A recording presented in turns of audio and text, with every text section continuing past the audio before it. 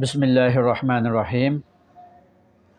کھانے کے دوران گفتگو کے حوالے سے آپ احباب نے سنا ہوگا کہ اکثر لوگ یہ کہتے ہیں کہ کھانے کے دوران باتیں نہیں کرنی چاہیے، تو اس حوالے سے شرعی حکم کیا ہے؟ تو یاد رکھیں، مختلف احادیث ہیں اس حوالے سے۔ اللہ کے حبیب صلی اللہ تعالیٰ علیہ وسلم کو گوشت پیش کیا گیا، آپ صلی اللہ تعالیٰ علیہ وسلم اس گوشت کو کھا بھی رہے تھے اور ساتھ ساتھ آپ نے شفاعت کے متعلق ایک لمبی طویل حدیث آپ صلی اللہ تعالیٰ علیہ وسلم نے بیان فرمائی۔ اور دوسری روایت، آپ صلی اللہ تعالیٰ علیہ وسلم نے گھر والوں سے سالن کے حوالے سے پوچھا کہ گھر میں کوئی سالن ہے،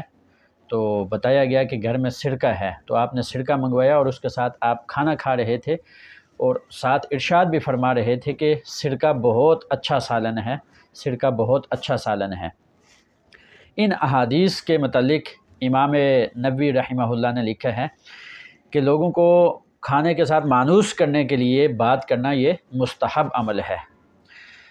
اور کھانے کے دوران بات کرنا چونکہ احادیث سے ثابت بھی ہے،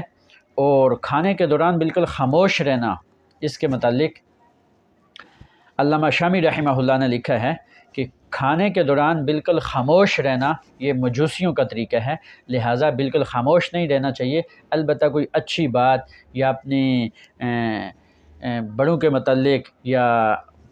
انبیاء کے قصے وغیرہ یا صحابہ اکرام کے یا جو بھی نیک لوگ صلحاء ہوں ان کے متعلق اگر کوئی گفتگو کی جائے یا کوئی اچھی گفتگو کی جائے تو یہ مستحب عمل ہے، بلکہ کرنی چاہیے،